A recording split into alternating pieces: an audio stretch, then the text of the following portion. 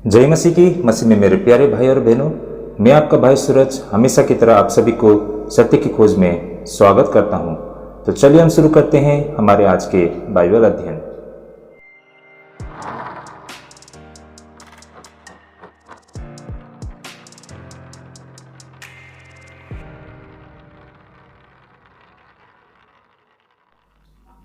तो एक बार फिर से स्वागत है भाई और बहनों हमारी आज की सत्य की खोज में। तो चलिए हम शुरू करते हैं हमेशा की तरह हमारे आज के बाइबल अध्ययन। तो भाई और बहनों, हमारा आज का कुल मिलाकर 2 विषय रहेगा। काफ़ी रोचक विषय, अंत तक बने रहिएगा, विदाउट स्किप करके देखिए, वरना हम कड़ी को जोड़ नहीं पाएंगे और सत्य को सही मायने में समझ नहीं पाएंगे। साथ ही भाई और बहनों, इस वीडियो को देखते समय अपने मन ही मन में जरूर परमेश्वर से प्रार्थना करें, ताकि जब पवित्र आत्मा हमें प्रभुता करते हैं सही मायने में, तभी जाके हम इन वचनों के गहराई को और सत्य को समझ पाएंगे। और हमारी ओर से भी ये पूरी कोशिश रहते हैं कि आपके समक्ष हम बिल्कुल व्यवहारिक शिक्षा को रखें और बिल्कुल सरल भाषा में हम इसे रखें। बेशक थोड़ा गहरा विषय होता है, हम थोड़ी गहराई से अध्ययन करते हैं, लेकिन भाई और बहनों हम पूरी कोशिश भी करते हैं कि इसे हम बिल्कुल सरल भाषा में रखें। तो भाई और बहनों, ध्यानपूर्वक इस वीडियो को सुनिए, और इससे पहले कि जितने भी हमारे वीडियोस है वो आपको हमारे प्लेलिस्ट में मिल जाएगी। हम भाई और बहनों बिल्कुल chapter two chapter, verse two verse हम बाइबल अध्ययन करते हैं। यही कारण है कि इसके पीछे के जितने भी हमारे जो बाइबल अध्ययन है वो हमारे आपके प्लेलिस्ट में मिल जाएगी। और साथ ही भाई और बहनों, जरूर हमारे इस चैनल को भी सब्सक्राइब करें, ताकि आने वाले समय में भी आपको हमारा ये जितने भी बाइबल से संबंधित जो अध्ययन रहेगा आप तक ये सारे वीडियो सही समय में पहुंच जाए। तो यही कारण है, जरूर सब्सक्राइब करें और शेयर भी करें। और साथ ही भाई और बहनों, हमारा आज का जो विषय है ये भी मैं आपके समक्ष रखना चाहूँगा। हमारा जो विषय रहेगा ये है, यीशु अपने सेवकों की तलाश किया करते हैं और उन्हें उनकी मजदूरी भी दी जाती है। ये हमारा आज का पहला विषय रहेगा। हमारा आज का दूसरा विषय रहेगा क्रूस की ओर। तो कुल मिलाकर ये 2 विषय रहेगा, काफ़ी इंटरेस्टिंग विषय रहेगा। तो भाई और बहनों, आगे बढ़ने से पहले मैं इन बातों को भी आपके समक्ष स्पष्ट करना चाहूँगा कि जो आज हम अध्ययन करने जा रहे हैं इसके 2 भाग होंगे। मेरा कहने का मतलब, जो पहला विषय, इसके 2 भाग होंगे। पहले भाग में जो दृष्टांत बताया गया है, इसके बैकग्राउंड को, इसके पृष्ठभूमि को हम समझने के लिए कोशिश करेंगे, और दूसरे भाग में ये हम समझने के लिए कोशिश करेंगे कि इस दृष्टांत से हमें क्या मैसेज मिलता है, प्रभु यीशु मसीह क्या कहना चाहते हैं इस दृष्टांत के माध्यम से। इन बातों को हम समझेंगे। तो यही कारण है, काफी रोचक विषय रहेगा, अंत तक बने रहिए। तो चलिए हम शुरू करते हैं हमारे आज के बाइबल अध्ययन। सबसे पहले हम वचन को पढ़ लेते हैं। तो यहाँ पर विषय के आधार पे जो हमारा वचन रहेगा, मत्ती रचित सुसमाचार 20 अध्याय 1 से लेके 16 पद तक। तो आइए हम वचन को पढ़ना शुरू करते हैं। स्वर्ग का राज्य किसी गृहस्थी के समान है, जो सवेरे निकला कि अपने दाख की बारी में मजदूरों को लाए, और उसने मजदूरों से 1 दिनार रोज पर ठहरा कर उन्हें अपने दाख की बारी में भेजा। फिर पहर 1 दिन चढ़े, निकल कर और औरों को बाजार में बेकार खड़े देखकर उनसे कहा, तुम भी दाख की बारी में आओ, और जो कुछ ठीक है तुम्हें दूंगा। सो वे भी गए। फिर उसने दूसरे और तीसरे पहर के निकट निकलकर वैसा ही किया, और 1 घंटा दिन रहे। फिर निकलकर औरों को खड़े पाया और उनसे कहा, तुम क्यों यहाँ दिन भर बेकार खड़े रहे? उन्होंने उससे कहा, इसलिए कि किसी ने हमें मजदूरी पर नहीं लगाया। उसने उनसे कहा, तुम भी दाख की बारी में जाओ। सांझ को दाख बारी के स्वामी ने अपने भंडारी से कहा, मजदूरों को बुलाकर पिछलों से लेकर पहले तक उन्हें मजदूरी दे दे। सो जब वे आए, जो घंटा भर दिन रहे लगाए गए थे, तो उन्हें 1-1 दिनार मिला।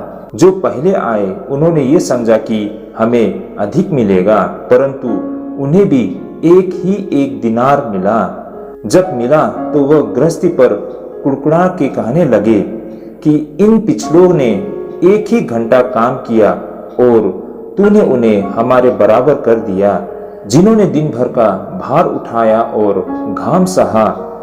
उसने उनमें से एक को उत्तर दिया कि हे मित्र, मैं तुझसे कुछ अन्याय नहीं करता, क्योंकि तूने मुझसे 1 दिनार न ठहराया।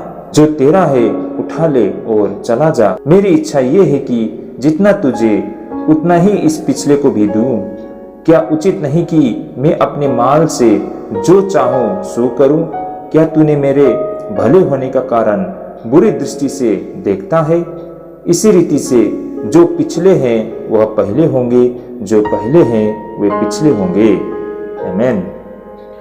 तो भाई और बहनों, यहाँ पर हम प्रभु यीशु मसीह एक दृष्टांत के माध्यम से एक ऐसी तथ्य को प्रभु यीशु मसीह अपने शिष्यों के समक्ष रख रहे हैं। यहाँ पर हम देख पाते हैं प्रभु यीशु मसीह स्वर्ग राज्य की किसी गृहस्थी के समान उस दृष्टांत के माध्यम से उन तथ्य को रख रहे हैं। यहाँ पर हमें दिखाई देता है कि इस कहानी में एक दाख की बारी के स्वामी अपने दाख के बारे में काम करने के लिए मजदूरों की तलाश में थे और वो सवेरे मजदूरों की तलाश में वो बाहर निकले।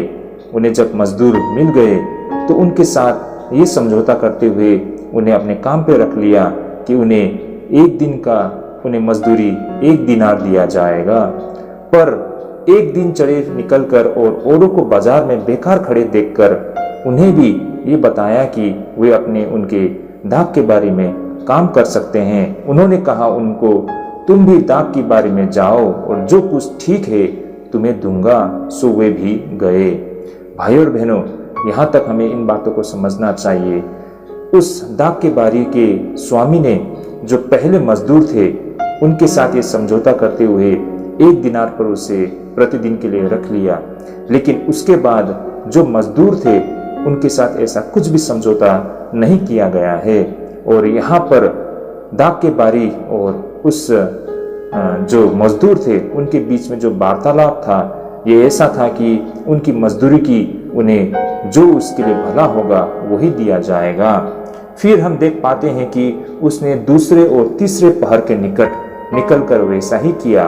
कहने का मतलब दूसरे और तीसरे पहर में भी वो बाहर निकलकर उन्होंने मजदूरों को ढूंढा और उसे भी अपने काम पर रख लिया। भाई और बहनों, यहाँ पर दूसरे और तीसरे पहर कहा गया है। इनके सही मायने को भी आज हम समझने के लिए कोशिश करेंगे। जो यहूदियों का समय को जो तुलना करने का होता है उस प्रक्रिया को हम समझेंगे। और 1 घंटा दिन रहे फिर निकलकर उन्होंने कुछ और लोगों को भी खड़े पाया तो उन्होंने कहा कि यहाँ पर बेकार क्यों खड़े रहे। तब उन मजदूरों ने ये उत्तर दिया कि किसी ने उन्हें मजदूरी पर नहीं रखा। तो इस पर उस दाख के बारी के स्वामी ने कहा कि तुम भी दाख की बारी में जाओ। यानी कि उस स्वामी ने उन मजदूरों को अपने बारी में काम करने के लिए उन्हें भेज दिया। इस प्रकार जब सांझ हुई तो स्वामी ने अपने भंडारी अपने अकाउंटेंट से कहा कि जितने मजदूर हैं उन सबको बुलाकर उनको उनके मजदूरी दे दिया जाए। जब उन्हें बुलाया गया और उनको मजदूरी दी गई तो हमें पता चलता है कि जिन्होंने मात्र 1 घंटा काम किया था, जो शाम के समय मजदूरी के लिए लाए गए थे, उन मजदूरों को भी 1 दिनार मिला है। इस पर यह होता है कि वहां पर जो दूसरे मजदूर थे जो सुबह से काम कर रहे थे धूप और पसीने में, उनका मन में ये चल रहा था कि जिसने 1 घंटा काम किया उसे 1 दिनार दिया गया तो बेशक हमें उससे कहीं ज्यादा मिलेगा। लेकिन देखा गया है कि उन्हें भी 1 ही दिनार दिया गया है। तो कहने का तात्पर्य जो सवेरे से काम कर रहे थे धूप में उन्हें भी 1 ही दिनार दिया गया था और जो शाम को मात्र 1 घंटा काम किए थे उन्हें भी 1 दिनार दिया गया। तो इस पर जो सवेरे से काम करते हुए जो खड़े थे वहां पर जो मजदूर 1 दिनार के साथ वो आपस में कुड़कुड़ाने लगे। वे लोग चर्चा करना शुरू कर दिए कि हमने तो कम से कम सुबह से इतना दिन भर काम किया है, हमें तो थोड़ा कुछ ज्यादा देना चाहिए था। लेकिन यहाँ पर उस बारी के जो स्वामी थे उन्होंने कहा कि हे मित्र, मैं तुझसे कुछ अन्याय नहीं करता, क्या तूने मुझसे 1 दिनार न ठहराया? तो भाई और बहनों, उस दाख के बारी के स्वामी ने उन मजदूरों को कहा कि तुम्हारे साथ मेरा 1 दिन का जो समझौता था वो 1 दिनार का था, तो जो तुम्हें देना था वो तुम्हें मिल गई, तो इसमें किस बात की शिकायत है? जो तेरा है उठा ले और चला जा। मेरी इच्छा ये है कि जितना तुझे उतना ही इस पिछले को भी दूं। तो ये उस दाग के बारी के स्वामी पर निर्भर करता है कि वो किसे कितना दे।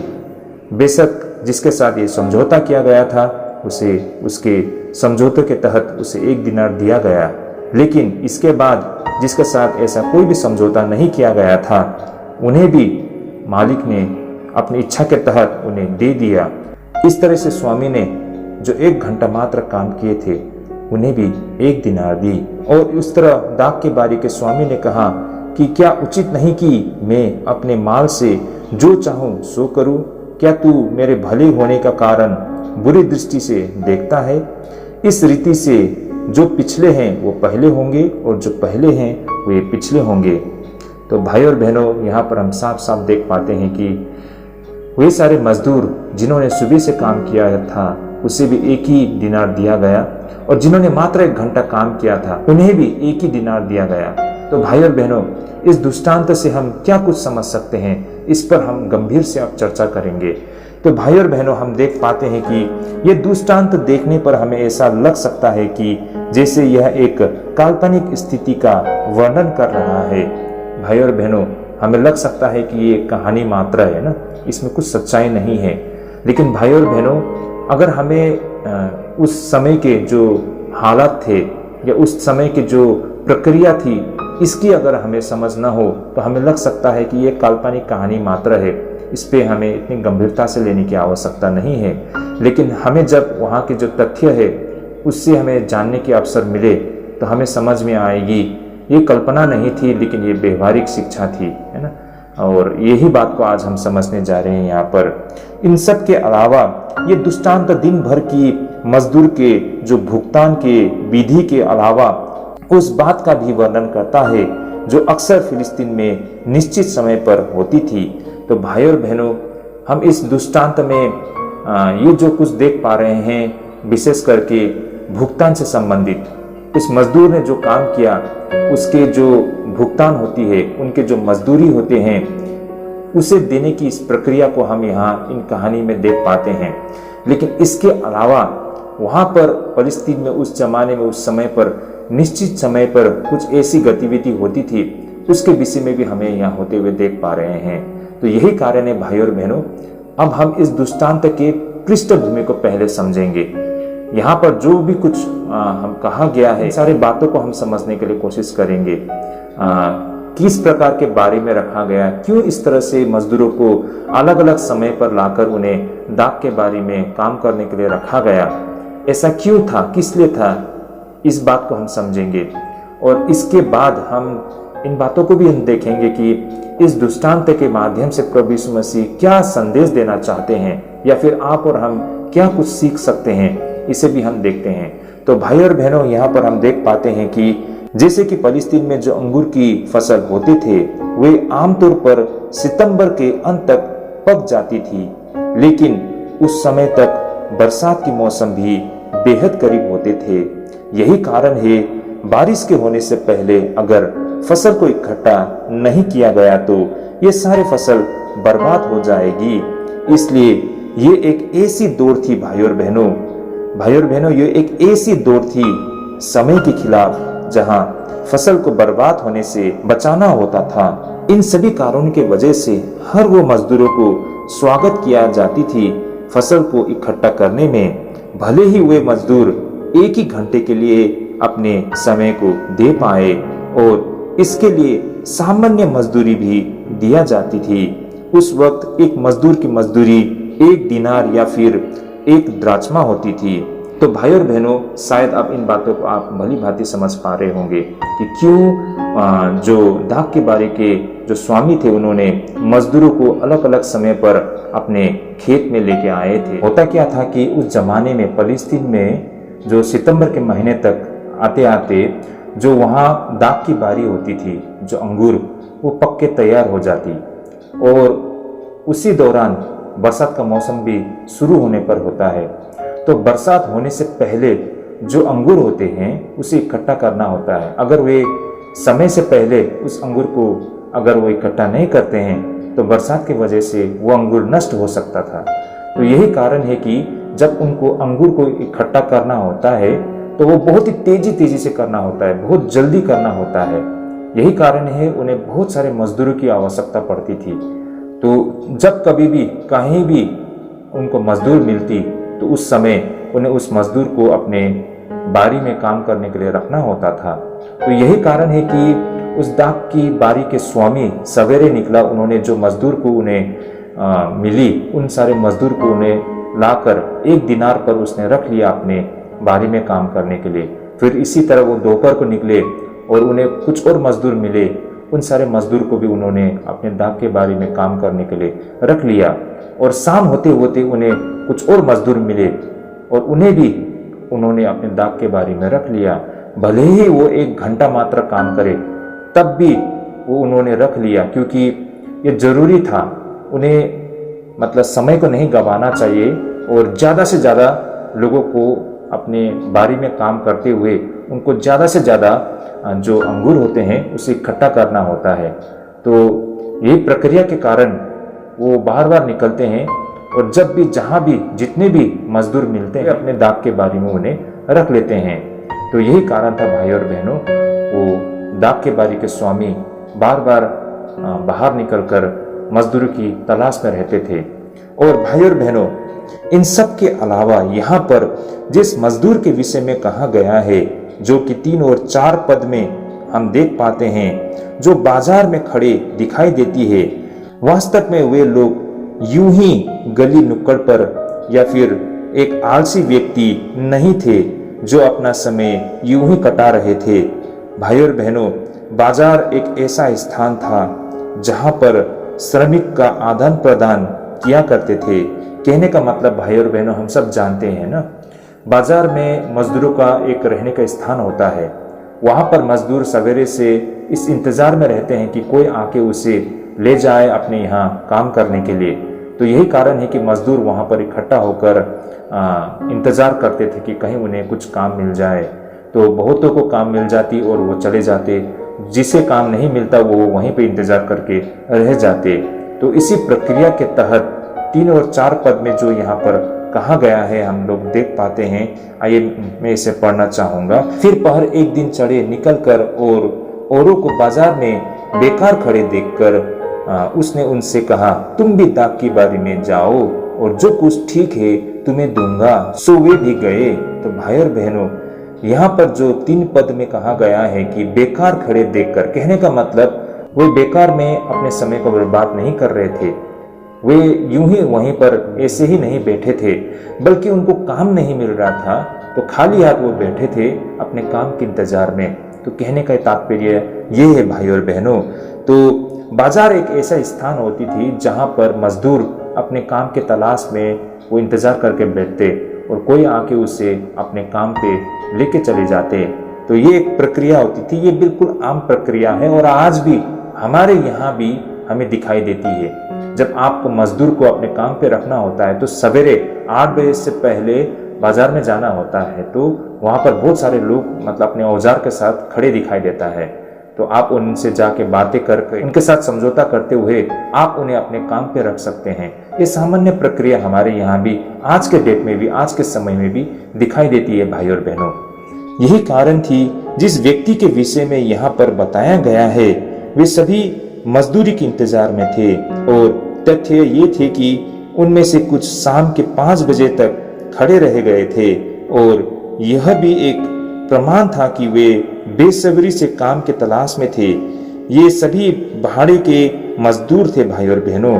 कहा जाए तो बिल्कुल निचले वर्ग के लोग, बिल्कुल निचले स्तर के लोग, और उनके लिए जीवन हमेशा बेहद संघर्ष होती थी। भाई और बहनों, ये एक हकीकत है।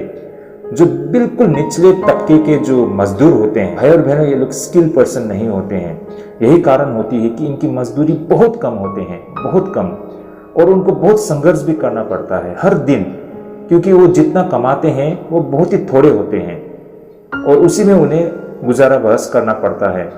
तो यही कारण है कि उनका जीवन बहुत ही संघर्षपूर्ण होते हैं और ये बिल्कुल निचले तबके के लेबर होते हैं, ये मजदूर होते हैं।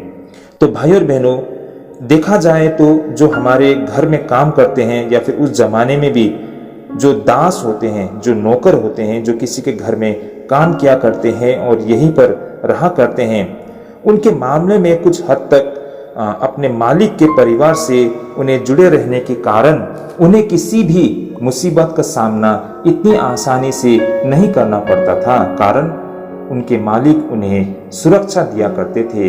वे अपने मालिक के परिवार के समूह के अधीन में रहा करते थे। उनका भाग्य परिवार के भाग्य के साथ बदलता रहता है, लेकिन फिर भी भूखमरी के खतरे से वे सुरक्षित रहते थे। तो भाई और बहनों, अंतर यहाँ पर यही है कि जो एक आम मजदूर होते थे, उनका जीवन हर दिन संघर्ष से भरा होता था।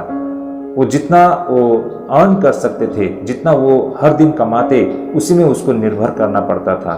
लेकिन जो नौकर होते हैं, जो दास होते हैं, जो किसी के घर में रहते हैं, वहां पर वो काम करते हैं, उनका जीवन थोड़ा अलग होता था ना, क्योंकि उनका संबंध उस परिवार के साथ हमेशा रहता था। तो यही कारण है, उन पर कोई मुसीबत भी आ जाए तो जिस घर में वो काम किया करते हैं, उस घर के परिवार उनकी सहायता करते और भूखमरी के समय पर वे उनके साथ रहकर सुरक्षित रहते थे। तो ये थोड़ा एक अंतर होता था कि जो नौकर या दास होते हैं एक आम मजदूर के साथ ना, इनमें बहुत अंतर होती थी। तो भाई और बहनों, ये सारे दास और नौकर उन प्रतिदिन के स्तर में रखी गई जो मजदूर होते थे उससे काफी फर्क थे।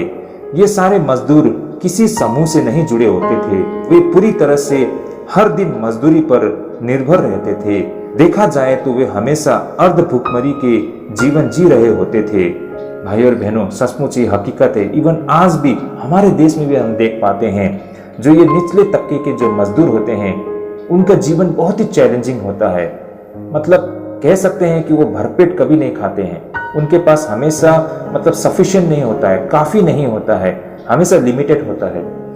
यही कारण है भाई और बहनों, हम बड़े बड़े मॉल में जाते हैं, बड़े बड़े दुकान में जाते हैं ना, या रेस्टोरेंट में जाते हैं, वहां पर हमें पैसा खर्च करने में हमें कोई दिक्कत नहीं होता है। जितना लिखा है हो सके उससे ज्यादा भी हम दे दें टिप्स के नाम पे। लेकिन जो बिल्कुल निचले तबके के जो लेबर्स होते हैं, जो सामान ढोते हैं ना, या फिर रिक्शा वाला होते हैं जो पैडलिंग करके रिक्शा चलाते हैं, देखिए वो मजदूरी करते हैं, वो हार्ड वर्क करते हैं, वो लेबर करते हैं, लेकिन हम उन्हीं से मतलब बार्गेनिंग करते हैं ना, उनसे हम मतलब लड़ते झगड़ते हैं 2 पैसा कम कराने के लिए। भाई और बहनों, ऐसे लोगों को ना आप 2 पैसा थोड़ा ज्यादा दे दो, वो बहुत खुश होते हैं और मन से आपको आशीर्वाद देते हैं। देखिए जो बड़े बड़े मॉल में जाते हैं ना, आप वहां पर एक्स्ट्रा कुछ आप टिप्स दे देते हैं, बस आपको थैंक यू के अलावा कुछ नहीं कहेंगे। लेकिन ये जो बिल्कुल निचले तबके के लोग होते हैं ना, उससे आप 10 रुपये भी ज्यादा दे देते हैं ना, वो आपको आशीष देते हैं और वो दिल से देते हैं, और उनको बेहद जरूरत भी होता है, उनका इनकम बहुत लिमिटेड है। ऐसे लोग जो ऑलरेडी दबे हुए हैं, ऐसे लोगों के ऊपर में आप फिर से उन पर मतलब लड़के झगड़ के उससे कम मत कीजिए, है ना। जो ऑलरेडी वो थके मारे हैं उन पर और दबाव मत डालिए। चाहिए था आप उन्हें मदद करें, उनको हेल्प करें, लेकिन आप उनसे और भी मतलब छीनने के लिए कोशिश करते हैं, आप उसे दबाने के लिए कोशिश करते हैं। कितना निर्दय हो गए हम मनुष्य ना। तो भाई और बहनों, ऐसों को हमें मदद करना चाहिए।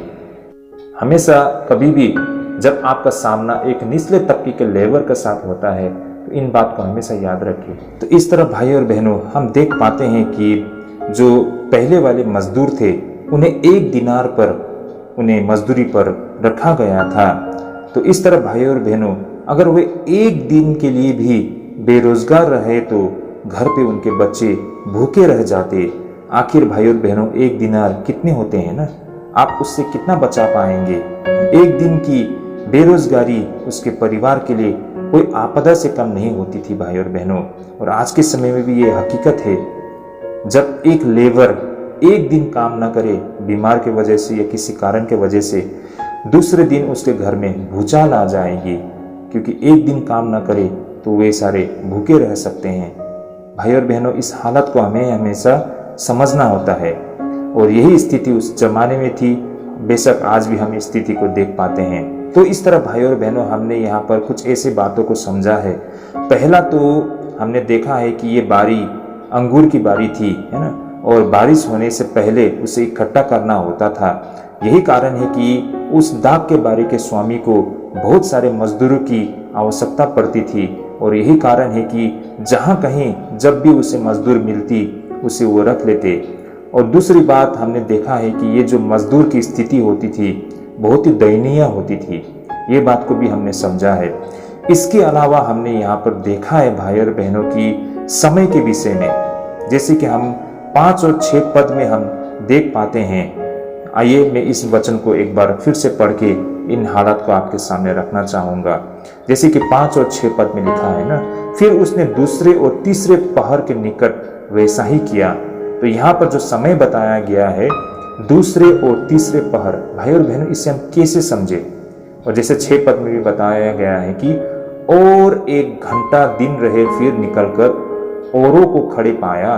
तो यहाँ पर जो समय बताया है ये सामान्य तरीके से बताया गया समय नहीं है, तो बेशक हम थोड़ा कंफ्यूज हो पाएंगे या फिर हमें समझने में थोड़ा दिक्कत हो, तो इसे मैं आप सभी के सामने रखना चाहूँगा ताकि इन समय को आप भली भांति समझ पाए, इसको कैलकुलेट करने के तरीके या फिर इसके मायने को। तो भाई और बहनों होता क्या है कि वास्तव में यहूदियों की दिन सूर्योदय से शुरू होता था।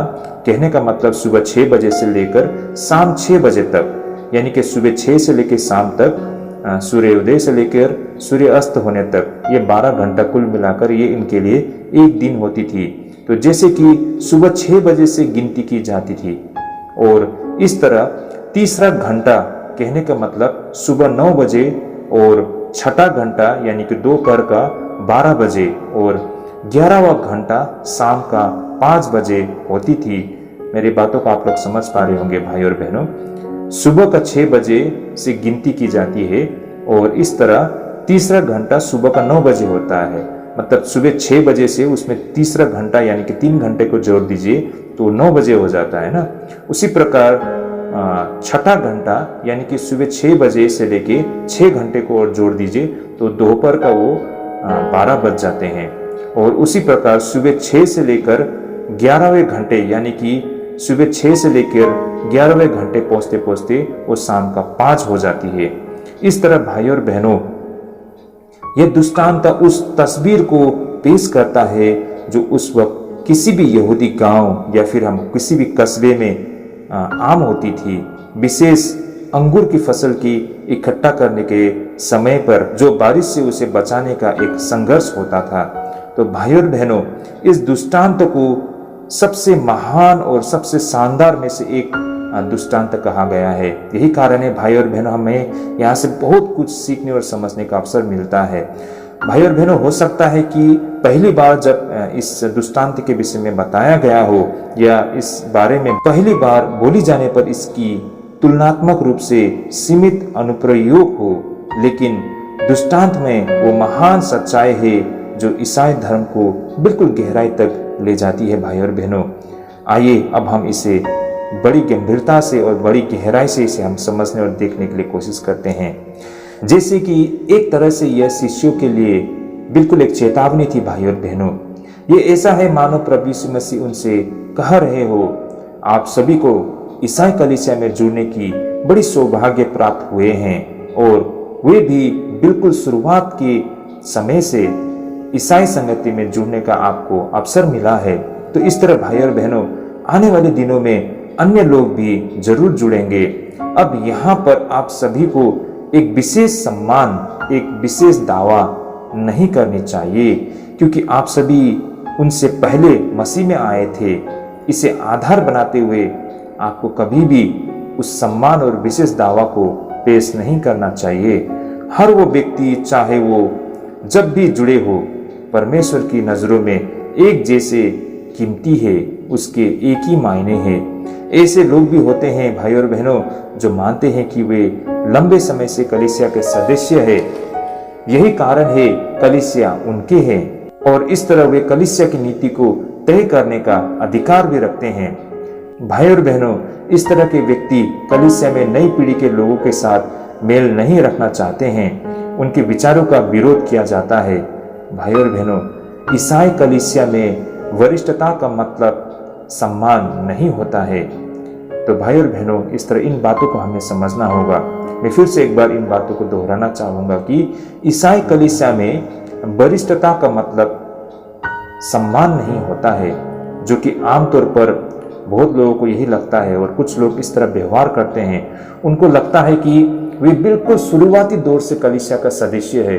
कहे तो ऐसा भी होता है कि बहुत लोग बोलते हैं कि इस कलीसिया का फाउंडर वो है, उन्होंने इस कलीसिया को बनाया है, इस कलीसिया को शुरुआत करते समय वे यही थे, इनके नेतृत्व में ही कलीसिया को इकट्ठा किया गया है, इसे बनाया गया है। तो यही कारण है कि वो दावा पेश करते हैं कि इस कलीसिया के जो नीति होती है, इस कलीसिया का जो नियम कानून होते हैं, इसके जो पॉलिसीज होते हैं, उस पर वो अधिकार रखते हैं और वो जैसा चाहते हैं वैसा ही होना चाहिए, उनका ये मानना होता है। और जो नया सदस्य होता है उनको उनकी बातों को सुनना होता है, उनके तहत चलना होता है। तो कुछ ऐसा रवैया होते हैं बहुत सारे लोगों का कलीसिया में। तो भाई और बहनों, इस दृष्टांत से हम यही बात को हम समझ पाते हैं कि वरिष्ठता का मतलब कलीसिया में सम्मान नहीं होता है। ठीक है ना भाई और बहनों, वरिष्ठता के आधार पर परमेश्वर लोगों को नहीं चुनते हैं, परमेश्वर लोगों के हृदय को देखते हैं। तो इस तरह भाई और बहनों, चाहे आप कलीसिया में बिल्कुल शुरुआत से थे या फिर हाल ही में आपने कलीसिया में मतलब दाखिला लिया है, फिर कलीसिया से जुड़े हैं, इससे कोई फर्क नहीं पड़ता है। और जो पहले से जुड़े हुए लोगों को ये नहीं मानना चाहिए कि उसकी इच्छा के तहत, उनके मर्जी के तहत सब कुछ होना चाहिए। मतलब ऑनरशिप, मतलब अपने आप को उस कलीसिया का मालिक नहीं सोचना चाहिए, है ना, क्योंकि परमेश्वर के नज़र में सारे लोग एक समान है। जिस तरह इस दृष्टांत में हम देख पाते हैं, जो मजदूर थे, जो सुबह से काम कर रहे थे, जो बिल्कुल शाम को आकर काम कर रहे थे, उन दोनों मजदूर में कोई फर्क नहीं रखा ना उस डाक के बारी के स्वामी ने। जब उन्हें उनका मजदूरी देना होता तो उन्होंने जो सुबह से काम किया था, जिसके साथ ये उन्होंने समझौता किया था कि उसे 1 दिनार देंगे, उनको भी 1 दिनार दिया। और जो शाम को बिल्कुल 1 घंटा मात्र जिसने काम किया था, जिसके साथ कोई समझौता नहीं किया था, उन्हें भी 1 दिनार दिया। तो उस डाक के बारी के जो स्वामी, उसके नज़रों में मजदूर तो मजदूर है, चाहे वो दिन भर करे या शाम को 1 घंटा मात्र करे।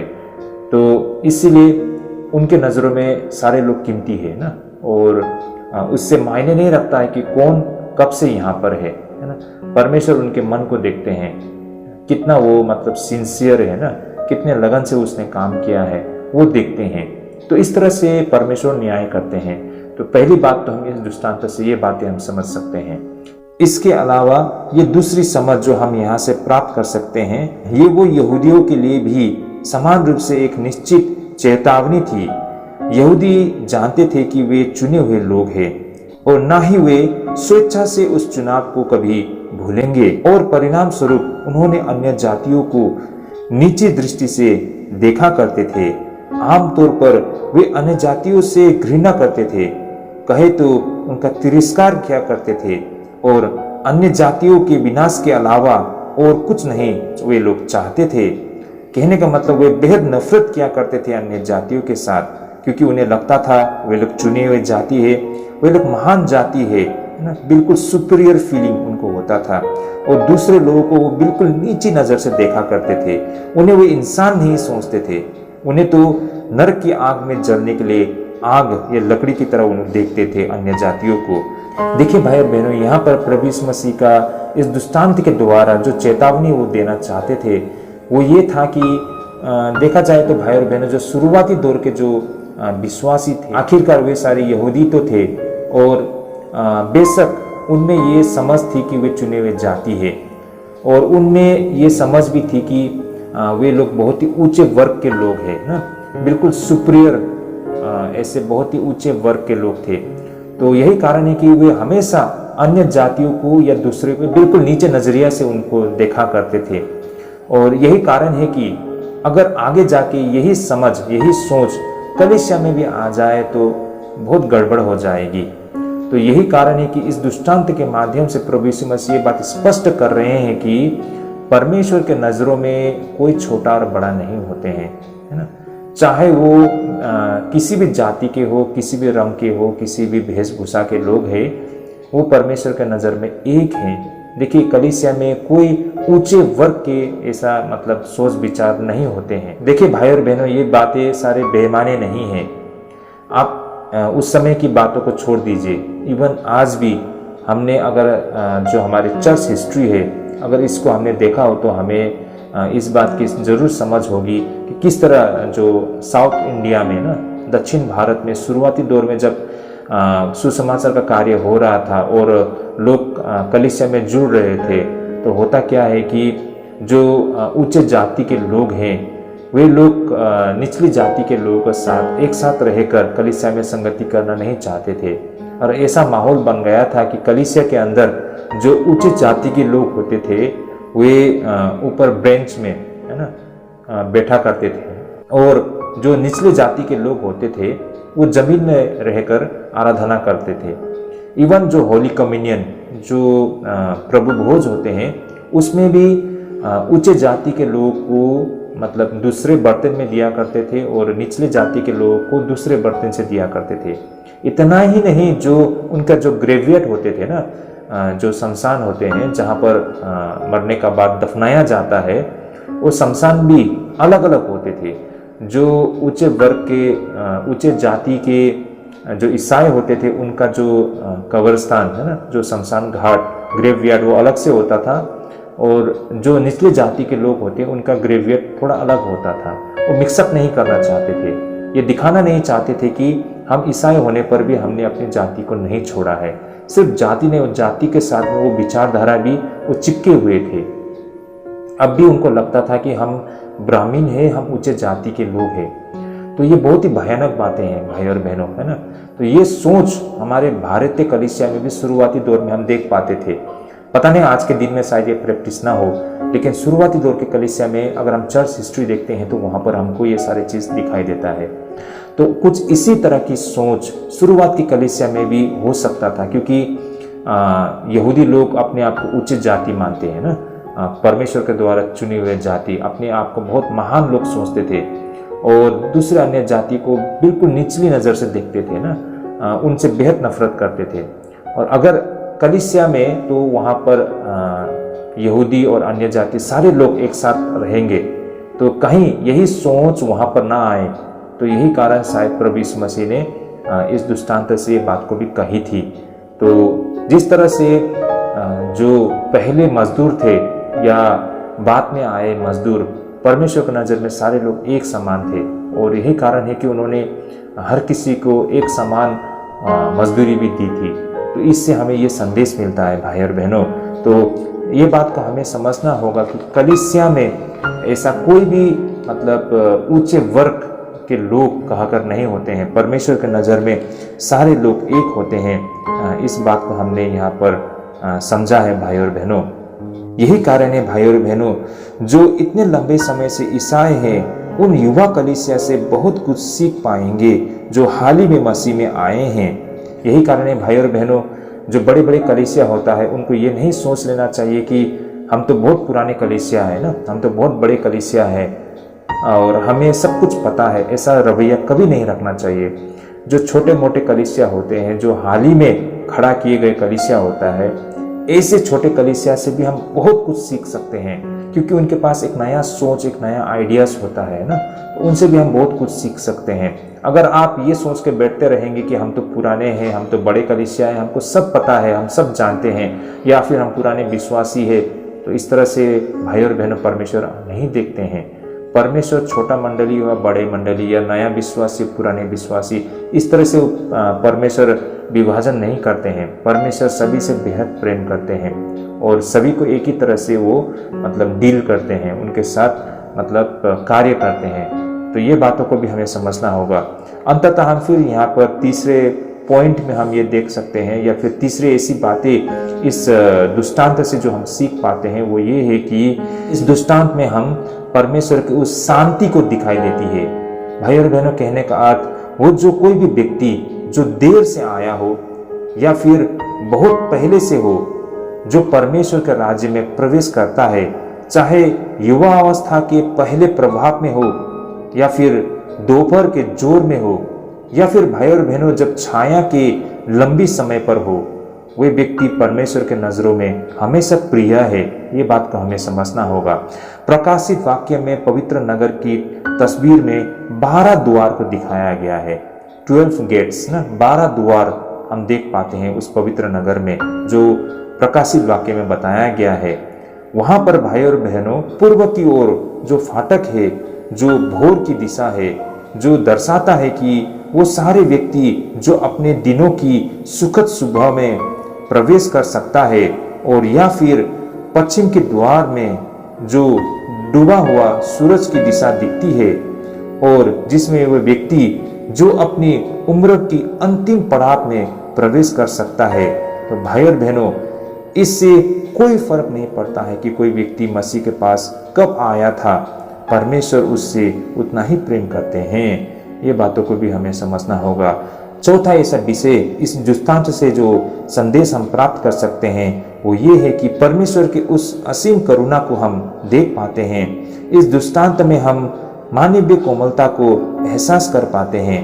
भाई और बहनों, ये कड़वा सच है कि एक बेरोजगार व्यक्ति से ज्यादा दुखद कुछ भी नहीं होती है। यहाँ पर वो व्यक्ति की प्रतिभा जंग खा रही होती है, क्योंकि उसके पास करने के लिए कुछ नहीं है। भाई और बहनों, ये एक हकीकत है। भाई और बहनों, किसी व्यक्ति में जो टैलेंट होता है ना, वो टैलेंट को अगर हम काम में नहीं लगाते हैं तो उसका टैलेंट बर्बाद हो जाता है। इसी प्रकार ये जो मजदूर है ना, ये मजदूर को जो उसमें कला होती है, उसमें जो खूबी होती है, अगर वो खूबी को वो इस्तेमाल नहीं कर पाएंगे तो वो बेकार पड़ जाता है ना। और ये सबसे दुखद बात होती है, एक बेरोजगार होकर रहना। तो भाई और बहनों, इस दृष्टांत में हम उस व्यक्तियों को देख पाते हैं जो बाजार में मजदूरी की प्रतीक्षा में थे, क्योंकि किसी ने उन्हें काम पे नहीं रखा, लेकिन उस करुणा के तहत उस मालिक ने उन्हें काम करने को रखा। वो उन्हें बेकार नहीं देख सकता था। अब इस संदर्भ में जिस व्यक्ति ने जितना काम किया था उतना ही उसे मेहनता मिलना चाहिए था, लेकिन उसके मालिक अच्छी तरह से जानते थे कि 1 दिनार 1 दिन के मेहनताना कोई बड़ी मजदूरी नहीं थी। मालिक अच्छी तरह से जानता था कि अगर मजदूर बेहद कम मजदूरी के साथ घर लौटते हैं तो उसे एक चिंतित पत्नी और भूखे बच्चे को देखना पड़ेगा। यही कारण था कि मालिक ने न्याय किया और उन्होंने उसके हक से अधिक उसे दिया। भाई और बहनों, ये दृष्टांत हमें ऐसे 2 महान सत्य को स्पष्ट करते हुए हमको दिखाई देती है। पहला तो हर किसी को काम करने का अधिकार है, और दूसरा हर वो व्यक्ति को उसकी मजदूरी जीवित रहने के लिए मिलनी चाहिए। कहने का मतलब भरपेट खाना और कपड़ा। भाई और बहनों, ये बात यहाँ पर हम उस असीम करुणा को देख पाते हैं। जिस तरह से उस दाख के बारी के स्वामी ने उन मजदूरों पर दया की है ना, उन पर न्याय की है। देखिए, वो अच्छी तरह से जानता था कि ये मजदूर को जो उनकी मजदूरी होती है 1 दिनार, जो 1 दिनार दिया जाता है वो भी सफिशिएंट नहीं है, वो भी काफ़ी नहीं है। वो बहुत छोटी सी मतलब एक कीमत है। और उसके ऊपर जिन्होंने मात्र 1 घंटा काम किया है और उसके काम के आधार पर उसे मात्र मतलब कुछ अमाउंट है ना, कुछ थोड़ा सा पैसा अगर दे दे तो भाई और बहनों, ये बहुत बड़ा अन्याय होगा। क्योंकि भाई और बहनों, उस मजदूर के पीछे उसके परिवार है ना, उसके बीवी बच्चे हैं। उनको वो क्या खिलाएंगे, क्या पिलाएंगे। बेशक उन्हें काम नहीं मिली, या फिर जो मिला भी तो वो थोड़े समय के लिए मिला, और जितना उन्होंने काम किया उसके तहत अगर उसे मजदूरी दे तो मजदूरी से वो क्या खाएंगे और क्या पिएंगे। लेकिन उस दाख के बारी के जो मालिक थे है ना, उन्होंने न्याय किया और उन्हें भी 1 दिनार दी जिन्होंने मात्र 1 घंटा काम किया, ताकि वो अपने घर जाकर मतलब अपने घर लौटकर अपने बीवी बच्चों के साथ भरपेट खाना खा पाए। तो ये उस दाख के बारी का न्याय था। भाई और बहनों, भाई और बहनों, ये एक हकीकत है। अगर किसी को खिलाना है तो भरपेट खिलाओ, है ना, वो आधा पेट मत खिलाओ। ये बहुत ज़रूरी है। किसी को आप भरपेट खिलाओगे तब उसे सही मायने में खिलाया कहा जा सकता है। तो ये चीज़ हमको यहाँ पर होते हुए दिखाई देता है। उस दाख के बारी के स्वामी ने न्याय किया है ना, उस मजदूर के साथ न्याय किया, उस पर असीम करुणा दिखाई है। भाई और बहनों, यही चीज़ आज हमारे आत्मिक जीवन में भी हम होते हुए देख पाते हैं। सही मायने में आप और हमारा क्या कीमत है ना? कोई मायने नहीं है, हमारा कोई वैल्यू नहीं है। जिस तरह उस मजदूर को उन्होंने जितना काम किया उससे कहीं अधिक उसे दी गई है ना?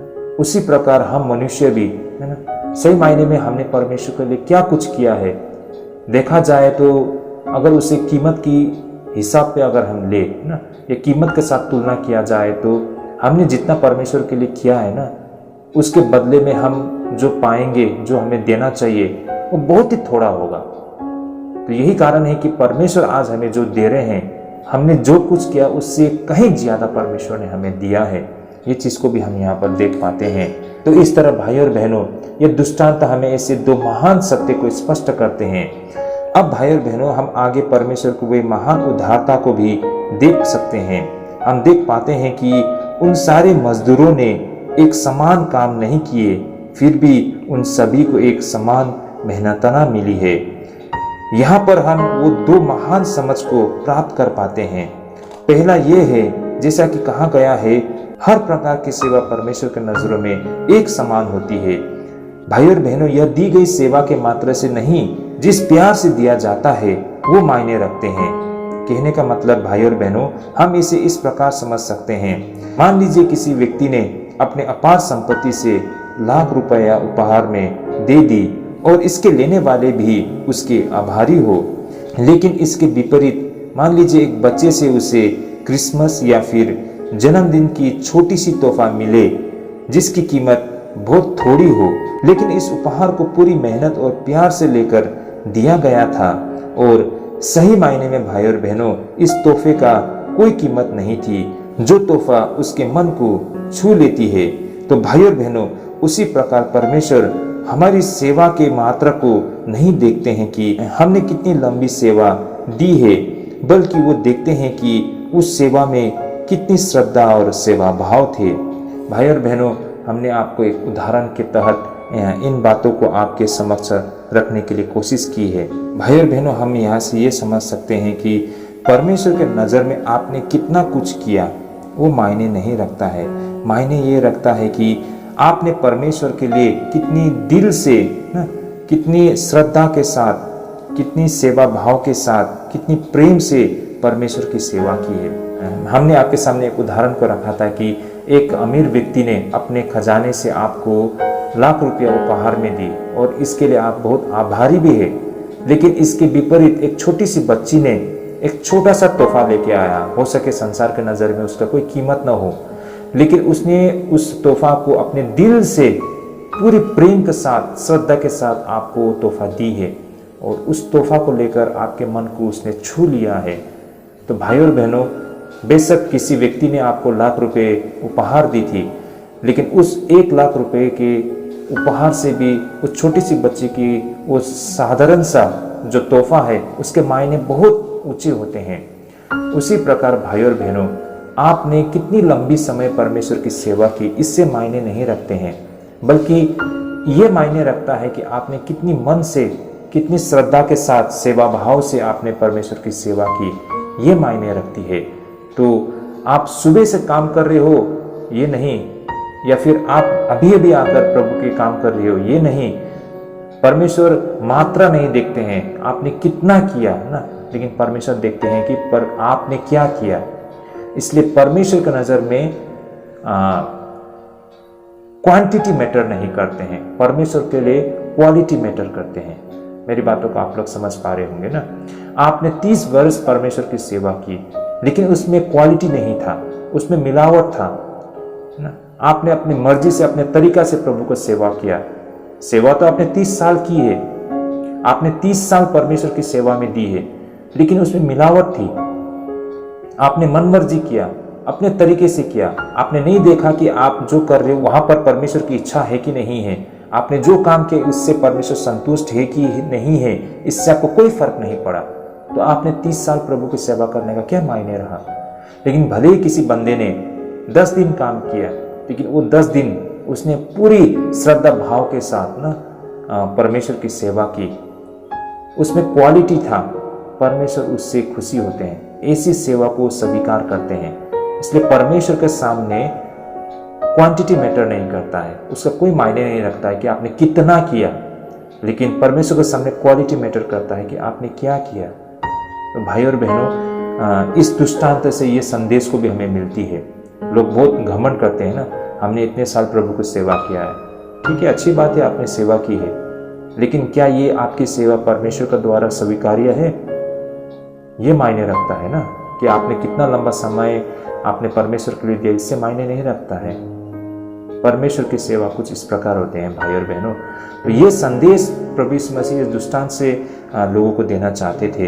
तो ये बातों को हम यहाँ पर समझ पाते हैं। तो परमेश्वर के नज़र में हर वो सेवा स्वीकार्य है, बशर्ते उसमें सत्य, श्रद्धा और सेवा भाव हो भाई और बहनों। और इसके अलावा भाई और बहनों, वो दूसरी जो कि बेहद महान, और वो ये है कि परमेश्वर जो कुछ भी देता है वह अनुग्रह है। इस बात को हमें कभी नहीं भूलना, ये बहुत ही महत्वपूर्ण है। इस दृष्टांत से भी हम जो समझ सकते हैं, ये संदेश हम जो समझ सकते हैं, ये यही है कि परमेश्वर जो कुछ भी हमें देता है वो एक अनुग्रह है। भाई और बहनों, हकीकत ये है कि हम वो हासिल नहीं कर सकते हैं जो हमें परमेश्वर देता है। देखा जाए तो एक नज़र में हम इसके लायक भी नहीं है भाई और बहनों। इस बात को हमें समझना होगा। मैं फिर से एक बार कहता हूँ, हम वो हासिल नहीं कर सकते हैं जो हमें परमेश्वर देता है। यही कारण है परमेश्वर ने जो हमें दी है, सही मायने में ये परमेश्वर का अनुग्रह है भाई और बहनों। देखा जाए तो भाई और बहनों, हम इसके लायक भी नहीं है, लेकिन भी प्रभु ने हमको इतनी सारी चीज़ों को दी है ना, हमें किसी भी चीज़ में घटी कमी नहीं रखा। ये हमारा अनुग्रह है। ये हमें कतई मतलब इसमें कंफ्यूजन नहीं होना, या फिर हमें ये चीज़ को हमें गलत नहीं समझना चाहिए कि मेरी श्रद्धा भाव की वजह से, मेरी सेवा के वजह से, या फिर मैं डिजर्व करता हूँ इसलिए मेरे पास इतनी सारी चीज़ें, यही कारण है परमेश्वर ने ये सारी चीज़ हमें दी है। ऐसा कतई ना सोचे भाई और बहनों। वास्तव में हमने प्रभु को जितना दिया है उसके बदले में हमको उतना ही अगर परमेश्वर हमें देना होता तो शायद हमारे पास कुछ भी नहीं होगा। क्योंकि सही मायने में हमने परमेश्वर को क्या दिया है, कितना दिया है भाई और बहनों। जितना परमेश्वर हमें दे रहे हैं ना, उसके तुलना में हमने परमेश्वर को कुछ भी नहीं दिया है।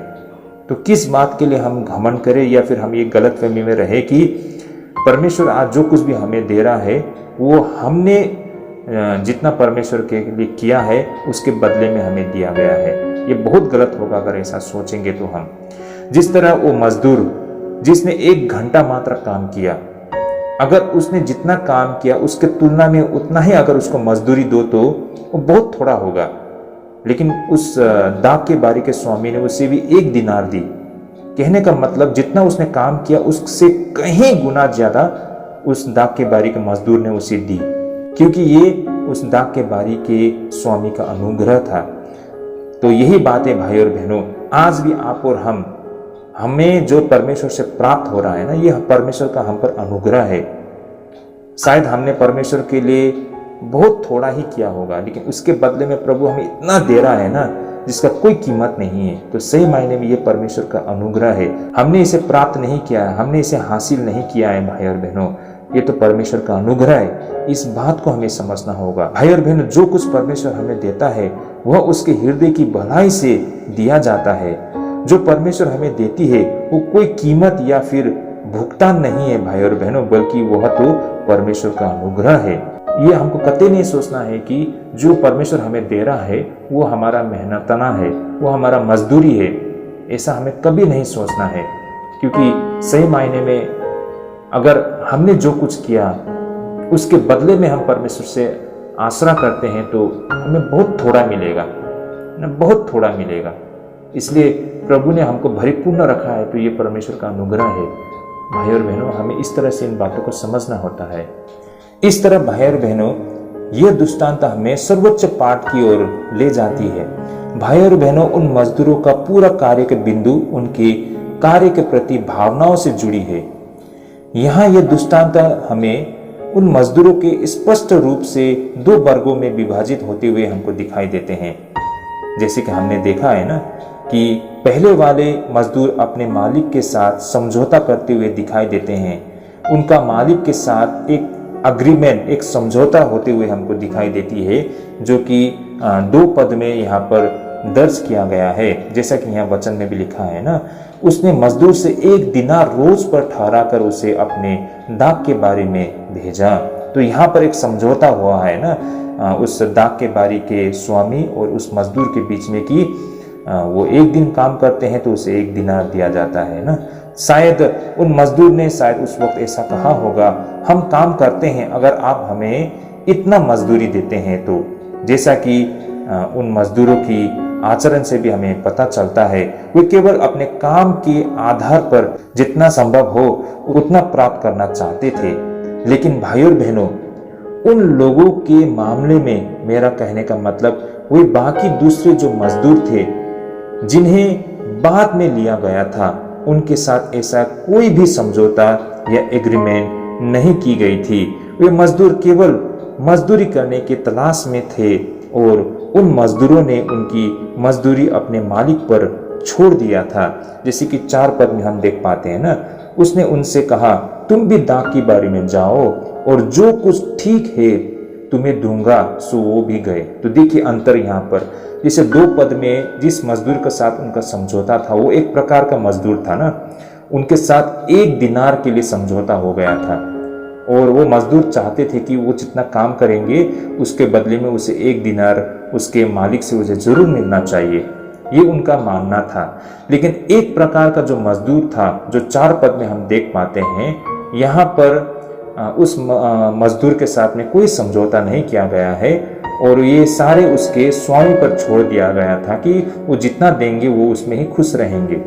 तो यहाँ पर हम कुल मिलाकर 2 प्रकार के मजदूरों को देख पाते हैं। तो इससे अब हम इस दृष्टांत से हमारे लिए क्या संदेश है, क्या समझ पाते हैं भाई और बहनों? यहाँ से जो हम सीख पाते हैं वो ये है कि एक व्यक्ति कभी ईसाई नहीं हो सकता है अगर उसका प्राथमिकता मजदूरी हो। भाई और बहनों, ये बात को मैं फिर से दोहराना चाहता हूं कि यहां से ये संदेश हमें मिलता है कि एक व्यक्ति कभी ईसाई नहीं हो सकता अगर उसका प्राथमिकता, उसका प्रायोरिटी मात्र मजदूरी है। कहने का मतलब वो ईसाई इसलिए परमेश्वर की सेवा करता है कि उसका फल उसे मिले, है ना, उसे उसको मुकुट मिले। उस आस से वो परमेश्वर की सेवा करता है तो वो ईसाई नहीं है, क्योंकि वो परमेश्वर की सेवा इसलिए नहीं कर रहा है कि वो परमेश्वर से बेहद प्रेम करता है, बल्कि वो परमेश्वर की सेवा इसलिए कर रहा है ताकि उसे फल मिले, उसे वो मुकुट मिले। तो ये तो सेल्फिश नेचर हो गया है ना, ये तो मतलबी हो गया है। वो तो अपने फायदे के लिए सोच के परमेश्वर का सेवा कर रहा है। क्या परमेश्वर ये सब चीज नहीं देख पाएगा? तो ऐसे व्यक्ति जितना भी मेहनत करे वो बेमायने है भाई और बहनों। उसका जो मेन मकसद, उसका प्रायोरिटी, उसका प्राथमिकता है मुकुट को प्राप्त करना। वो परमेश्वर से प्रेम नहीं करता है सही मायने में। और भाई और बहनों, आज दुनिया में ऐसे ईसाई बहुत सारे लोग हैं जो जान प्राण लगा के सेवा कर रहे हैं। दिखने में बहुत अच्छा लग रहा है, लेकिन उसका उद्देश्य, मकसद बहुत गलत है। वो मुकुट पाने के लिए मात्र सेवा कर रहा है, वो परमेश्वर से प्रेम नहीं कर रहा है ना भाई और बहनों।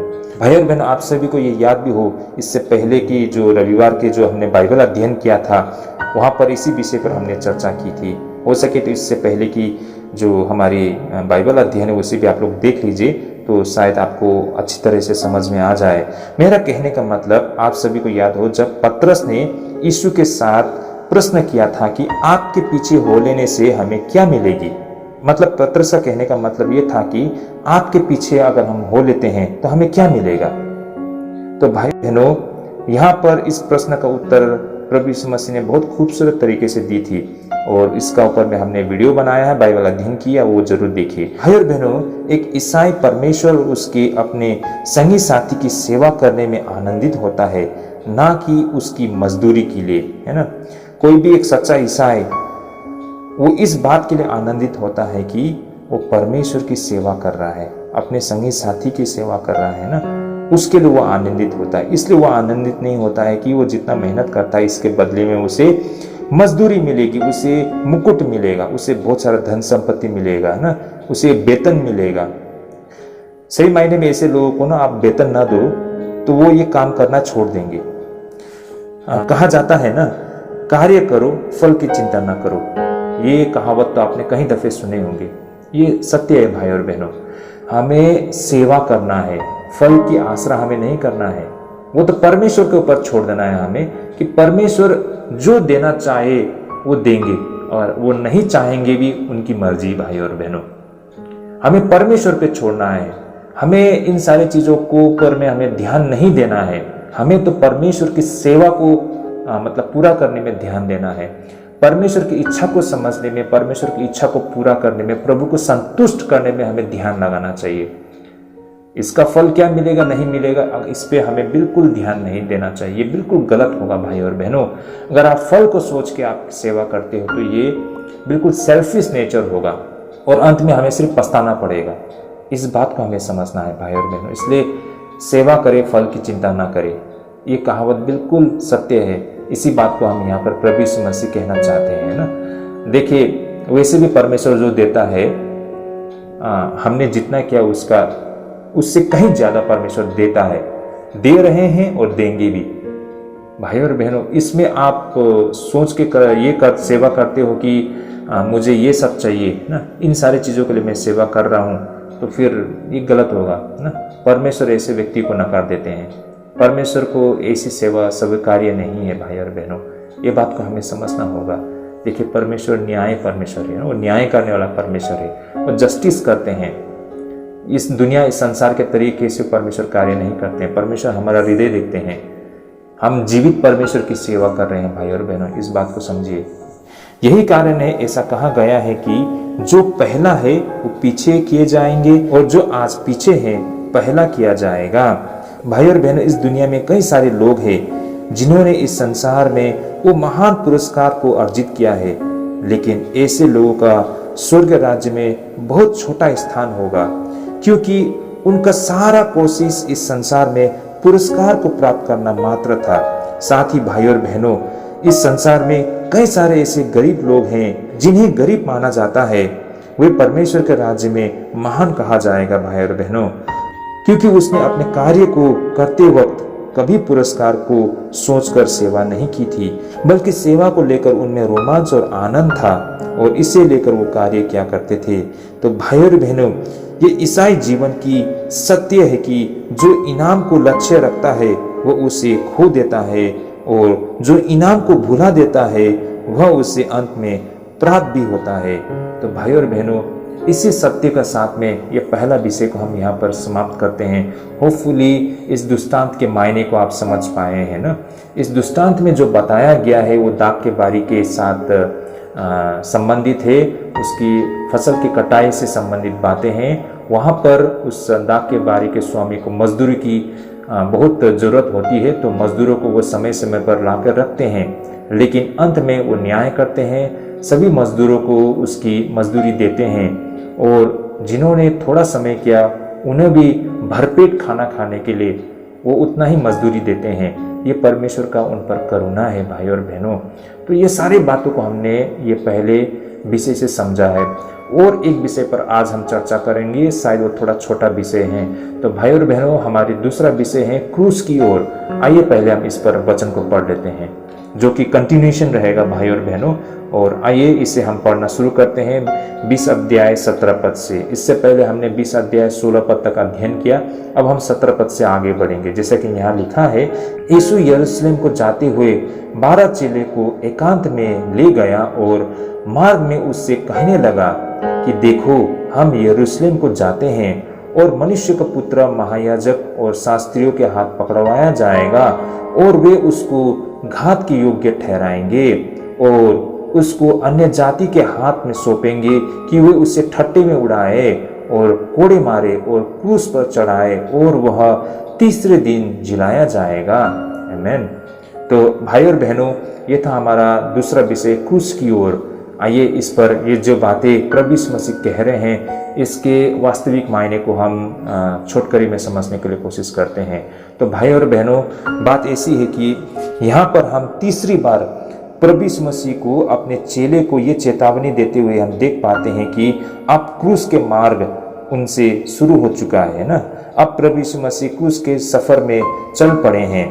तो भाई और बहनों, ये चेतावनी को इससे पहले भी 2 बार दी चुकी है, और कुल मिलाकर ये तीसरी बार है प्रभु यीशु मसीह ने क्रूस को लेकर अपनी चेतावनी अपने शिष्यों को दी है। इससे पहले हम मत्ती रचित सुसमाचार 16 अध्याय 21 पद में और 17 अध्याय 22 पद में हम देख पाते हैं।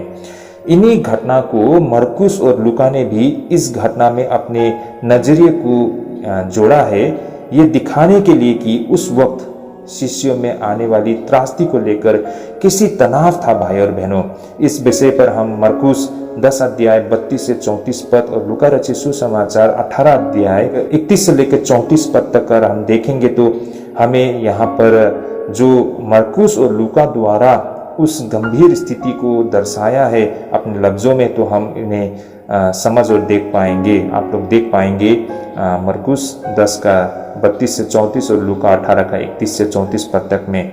तो भाई और बहनों, यह उस अंतिम कार्य के पहला निर्णायक कदम था। मैं फिर से एक बार कहता हूं भाई और बहनों, ये क्रूस का कार्य प्रभु यीशु मसीह का ये अंतिम कार्य था। इस अंतिम कार्य का ये पहला निर्णायक कदम है। भाई और बहनों, प्रभु यीशु मसीह ने समझ बूझकर और खुली आंखों से यरूशलेम और क्रूस की ओर प्रस्थान की थी। भाई और बहनों, प्रभु यीशु मसीह ने जानबूझकर, समझ बूझकर, स्वेच्छा से, ये जानते हुए कि आगे बहुत बड़ा कष्ट समय रहेगा, ये सब कुछ को देखते हुए भी उन्हें जानबूझकर खुली आंखों के साथ वो उस ओर आगे बढ़े हैं। तो भाई और बहनों, यह एक ऐसा दुख या फिर जिसमें दिल, दिमाग या फिर शरीर के दर्द की कोई कमी नहीं है। भाई और बहनों, मैं फिर से एक बार कहता हूँ, जिस प्रक्रिया से होकर प्रभु यीशु मसीह आप गुजरने वाले हैं, वहां पर दिल, दिमाग या फिर शरीर के दर्द की कोई कमी नहीं है। प्रभु यीशु मसीह को महायाजक और शास्त्रियों के हाथ पकड़वाया जाना था। उस वक्त प्रभु यीशु मसीह के अपने दोस्तों की निष्ठाहीनता से टूटे हुए दिल की पीड़ा को देखी गई थी। उस वक्त प्रभु यीशु मसीह के अपने दोस्तों की निष्ठाहीनता से टूटे हुए दिल को हम देख पाते हैं। उसे मौत की सजा दी जाती है। भाई और बहनों, जहां पर उसे अन्याय की पीड़ा का सामना करना होता है, जिसे सहना बहुत कठिन होती थी। भाई और बहनों, और फिर रोमियो द्वारा उसका मजाक उड़ाया जाना था, जहां हम अपमान और निराधार को भी देख पाते हैं। साथ ही यीशु को शारीरिक पीड़ा से भी गुजरना था। इस तरह अंत में प्रभु यीशु मसीह को सूली पर चढ़ाया जाना था। वहां पर हम मृत्यु की अंतिम पीड़ा को भी देख पाते हैं। यह ऐसा था मानो यीशु अपने ऊपर हर प्रकार के शारीरिक, भावनात्मक और मानसिक कष्ट को समेटने जा रहे हैं, जो कि संसार द्वारा उसे पीड़ा पहुंचा सकता था। लेकिन फिर भी उनके इन शब्दों में हम अंत नहीं देख पाते हैं। प्रभु यीशु मसीह ने अपने पुनरुत्थान के दावे को सामने रखी है। भाई और बहनों, दुख से भरा हुआ पर्दे के पीछे, जैसे कि हम ये 19 पद में हम देख पाते हैं, जहां पर प्रभु यीशु मसीह बोलते हैं, और उसको अन्य जाति के हाथों में सौंपेंगे कि वे उसे ठट्ठे में उड़ाए और कोड़े मारे और क्रूस पे चढ़ाए, और वह तीसरे दिन जिलाया जाएगा। भाई और बहन, हम यहाँ पर देख पाते हैं कि तीसरे दिन में उसे जिलाया जाएगा। भाई और बहनों, दुख से भरा हुआ पर्दे के पीछे महिमा का रहस्य उद्घाटन को हम देख पाते हैं, और फिर इसी तरह क्रूस के बाद ताज को भी हम देख पाते हैं। अंततः मृत्यु के पश्चात जीवन भी होती है। भाई और बहनों, ये सारे तथ्यों को और सत्य को प्रभु यीशु मसीह यहाँ पर अपने शिष्यों के समक्ष रख रहे हैं। भाई और बहनों, तो ये था हमारा आज का दूसरा विषय। तो कुल मिलाकर आज हमने 2 ऐसे विषय पर चर्चा की है, बहुत ही रोचक विषय भाई और बहनों, और यहाँ से हमने इन सारे तथ्य को समझ पाए हैं। जैसे कि हमने आज जो पहला हमारा विषय था, यीशु अपने सेवकों की तलाश किया करते हैं और उन्हें उनकी मजदूरी भी दी जाती है। इस विषय से हमने बहुत कुछ समझा है। जैसे कि पहला तो हमने समझा है कि हर वो व्यक्ति, चाहे वे जब भी जुड़े हो, परमेश्वर के नजरों में एक जैसे कीमती है, एक जैसे मायने रखते हैं। चाहे आप बहुत पहले से प्रभु में हो, चाहे आप आज ही प्रभु में आए हो, परमेश्वर के नजर में आप सारे लोग मायने रखते हैं। वो उतना ही कीमती है जितना पुराना सदस्य या पुराना विश्वासी या फिर एक आज नया सदस्य, एक नया विश्वासी हो। उसी प्रकार हम देख पाते हैं यहाँ पर ईसाईयत में ऐसी कोई ऊंचे वर्ग की विचारधारा नहीं होती है। ये बात को हमें बिल्कुल स्पष्ट होना पड़ेगा। यहाँ पर कोई ऊंचे जाति के लोग, है ना, ऊंचे वर्ग के लोग, अमीर या फिर निचले जाति के लोग, ऐसा कुछ नहीं होता है। परमेश्वर की नज़र में सारे उसके संतान है। परमेश्वर सारे लोगों को एक समान प्रेम करते हैं। परमेश्वर का बाहें हर किसी के लिए खुला होता है।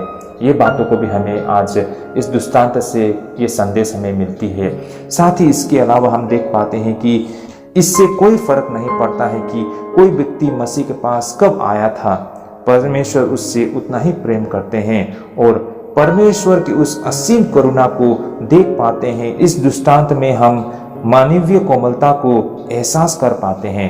भाई और बहनों, परमेश्वर हमारी आवश्यकताओं को समझते हैं, हमारे जरूरत को समझते हैं और इस आधार पर प्रभु हमें भरिपूर्ण भी करते हैं, प्रभु न्याय करते हैं। ये बात को हमें समझना होगा। इसलिए भाई और बहनों, यहाँ से हम ये संदेश प्राप्त कर सकते हैं कि हमने आज परमेश्वर के लिए जितना कुछ दिया है, सही मायने में देखें तो वो बहुत थोड़ा है, लेकिन इसके बदले में प्रभु हमें भरिपूर्ण करते हैं।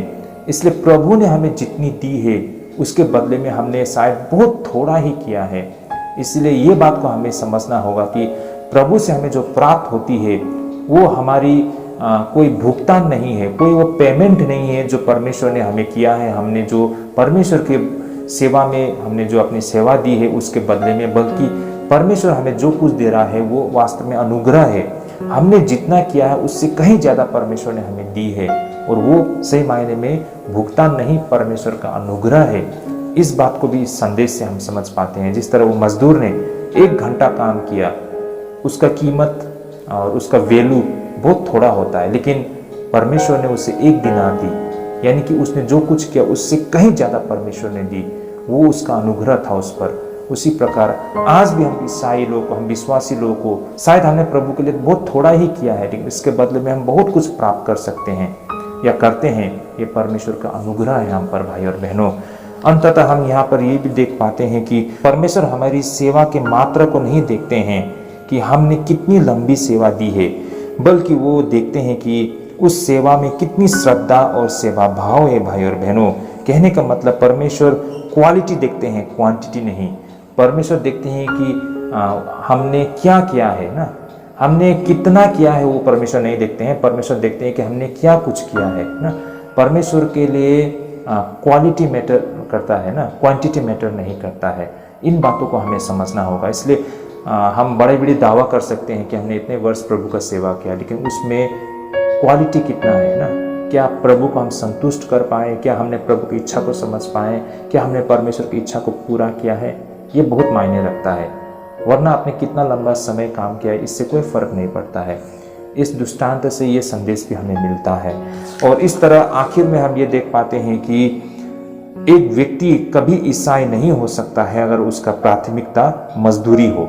मतलब वो व्यक्ति कभी अपने आप को ईसाई सही मायने में नहीं कह पाएंगे कि वो जो परमेश्वर की सेवा करते हैं वो मजदूरी के लिए करता है। ये तो वो एक मुकुट को प्राप्त करने के लिए मात्र परमेश्वर की सेवा करते हैं। सही मायने में ईसाई वो होते हैं जो फल की चिंता नहीं करता है, बल्कि उस सेवा करता है ना।